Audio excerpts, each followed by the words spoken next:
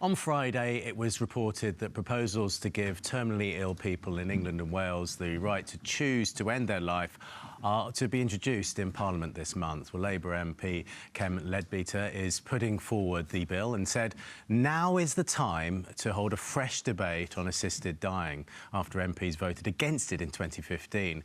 While the details aren't finalised, it's believed the new bill will be similar to a proposal in the House of Lords which would allow terminally ill adults with 6 months or less to live to get medical help to end their lives. Well, supporters like broadcaster Dame Esther Rantzen, who is living with stage 4 lung cancer, have welcomed the news, but critics fear the impact that such a move could have on vulnerable people.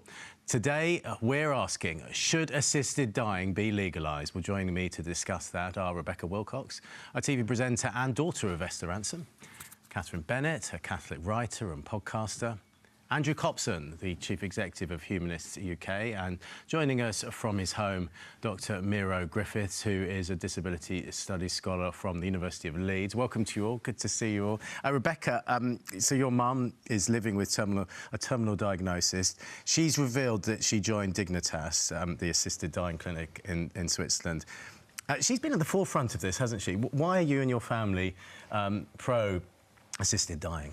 Well, it's interesting how you can find a passion without even knowing that you had it, because until her diagnosis, I have to say, I hadn't really thought about the assisted dying debate.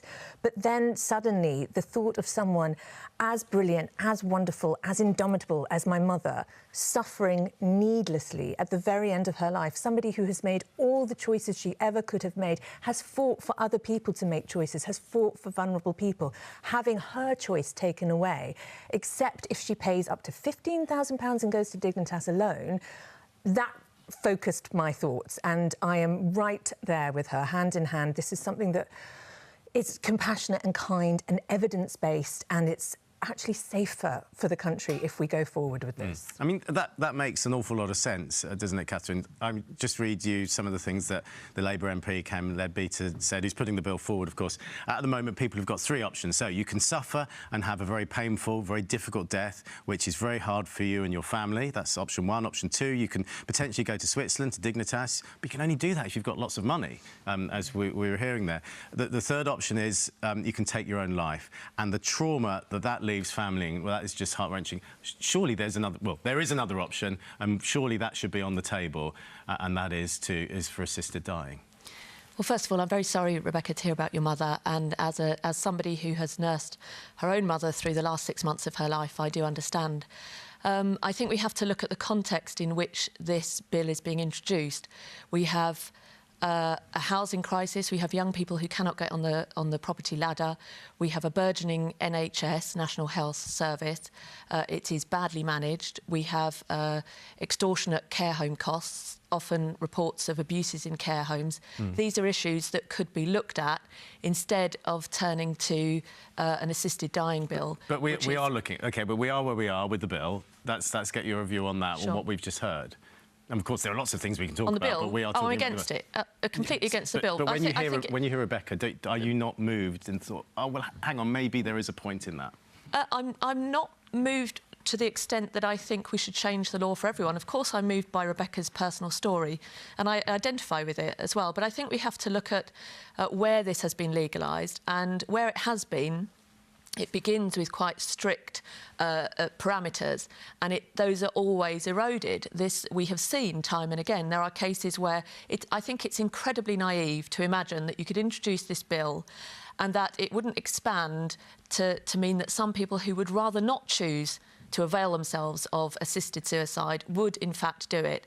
People under pressure, as I said, of the context in which it is, people under financial pressure, people who feel like a burden, the most vulnerable, those who are neglected in care, who could be treated better and instead opt for assisted suicide. We've seen cases in Canada, we've seen cases in Belgium. There was a man who couldn't afford to put in the ramps and the additions he needed to his home, who opted for assisted suicide. There are families who have been able to stop their family members from choosing assisted suicide only because they've done some fundraising for their... This is a terrible situation. If it happens just one person, that's one person too many. OK, so we hear your point. Andrew's shaking his head behind you there. You couldn't see him. I mean, Andrew, you clearly don't agree with that. But there's some good points in there, surely. I think the good points that are in there are the ones that mean that we have to design very strict safeguards when we do introduce our own assisted dying law in this country.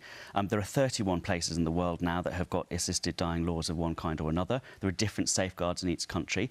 Some of those jurisdictions we might think are too wide and too broad, don't have enough safeguards. I think we can learn from the ones that do have enough safeguards. For example, it's not true that every country that's introduced assisted dying has ended up on some slippery slope of expanding criteria. Switzerland has had exactly the same eligibility criteria for 80 years. The 8 decades that they've had assisted dying for, no eligibility criteria have expanded. And I think that none of what's said about the difficulty of getting the right safeguards, which we must do, eliminates the good point from the beginning, which is that people who are dying are dying. And the question is between giving them dignity and choice and freedom at the end of their lives or having them in distress, in pain or dying far from home in Switzerland. Yeah, Miro, I mean, it sort of makes sense what Andrew's saying there. If we get the right restrictions, the right rules with this bill, then it should work. So the bill, it hasn't been finalised, but it's expected that it will only apply to people who are terminally ill with 6 months or fewer to live.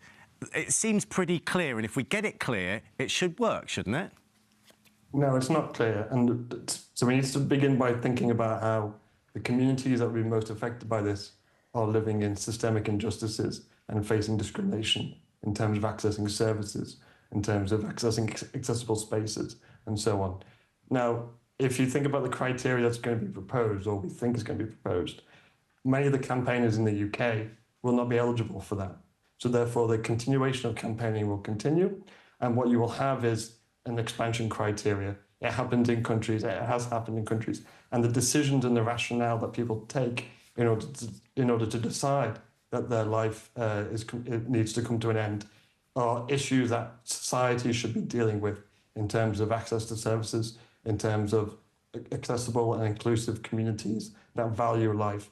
And the problem what we're going to have is that we will create a twin-track approach where we have suicide prevention for many communities, but then we're going to say, as a society, there should be a community where we do not engage with suicide prevention, that we engage with a mechanism that will facilitate and arguably accelerate one's death. OK, I mean, Rebecca, I'll put that to you, this sort of slippery slope. So we mentioned Canada earlier on. So in 2016, Canada's medical assistance in dying programme includes those with chronic physical conditions, even if that condition isn't life-threatening. But in 2027, they're expected to open it up to mental illnesses. And that sounds quite alarming, doesn't it? And that adds fuel to the argument that this is a slippery slope and that in 10 years' time we're going to be somewhere where most people don't want to be. What I would really like us to recognise is that saying slippery slope is the same as saying unicorns exist. It is a myth, it's not real. There was this brilliant report that came out earlier this year after 14 months of thorough research and investigation that showed that it doesn't exist.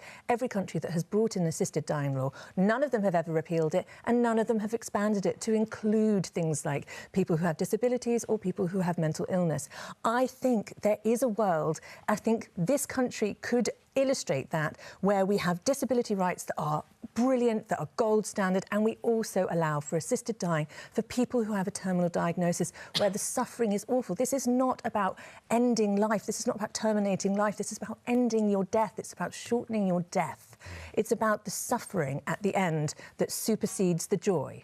Katherine, are we thinking about this in the wrong way? It's about shortening the death, so that someone maybe is very ill, so Rebecca's mum may be getting very ill, and then when it becomes the period of death, you shorten that period.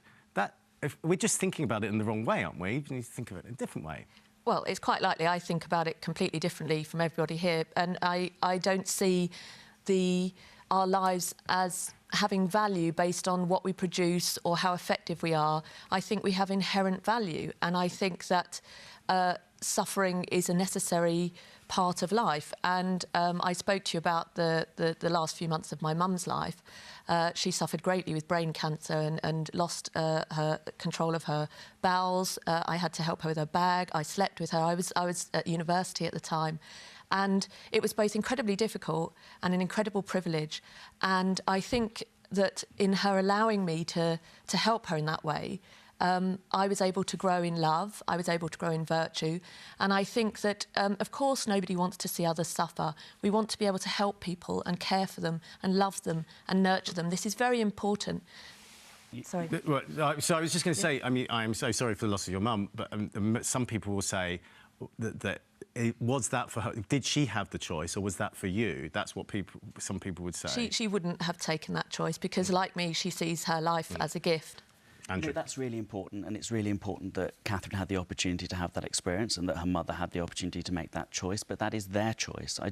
Other people will make different choices, and I think in a diverse society where we all have different preferences, it's on us as a society to find a way to respect everyone's different choice. And for some people, you know, I had two grandparents the same. I had one grandparent who definitely wanted to live as long as they could, whatever the suffering, and he did, and one grandparent who wanted to die very quickly after her terminal diagnosis, and she did too. And you know, as a family, we respected both their choices. And I think in a diverse society where people have different preferences, we should find a system that does that. I don't want to take, you know, Katherine or people like Katherine's ability to do that away, but I do want people, especially for myself, when I find myself in that position, to have their choice respected as well, if they choose a different path. Miro, isn't it about choice? If we can, I know you have doubts about the bill and how it could have safeguards in place, but if we can get that right, it's about choice, isn't it? And if you don't choose to take those options, then you don't have to. But if you want to, you can.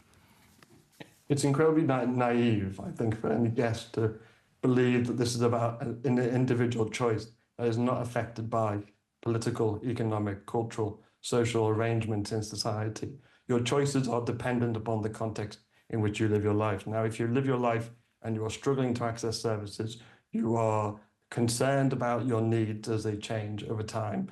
You have a cultural assumption that life is not worth living if you require significant help or you have various impairments and health conditions that manifest in different ways. If this is the perspective that you hold and these are the circumstances that you find yourself in, it's not about choice, because you're making a choice based on the way in which your life is surrounded by these political, economic, social, cultural issues. And because society is so unequal and there is systemic injustices, it's exceptionally naive to assume that this is about an individual abstract choice that doesn't become affected by those things. I didn't say it was about abstract. I didn't say it was about abstract choices. Everyone's choice obviously takes place in the system in which we live, but that's going to be true of all our choices forever. And so the argument that we've just heard, although it might be designed to defend, as it were, some people's rights, is an argument for other people to continue to live in pain and distress, and that's not right. Okay. Rebecca, really briefly, just when you hear Miro there, from his perspective, does that move you? Does that change you? Does that make you think, oh, maybe I'm not 100% what I think?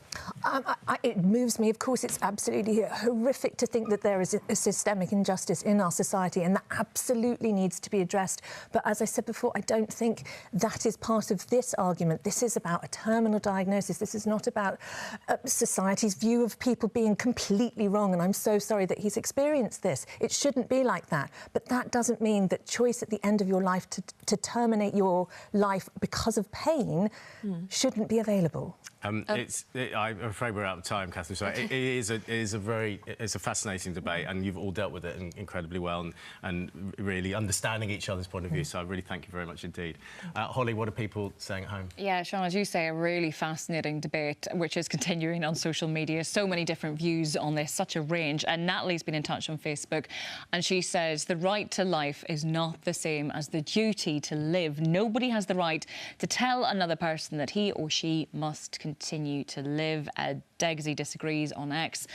He has concerns saying that if assisted dying is legalised, it will put immense pressure on the disabled and elderly. So many different thoughts and opinions out there on that. And if you have, of course, been affected by any of the issues that we've been discussing today, you can find details of organisations which offer support at bbc.co.uk/action line. We've got a lot more to discuss.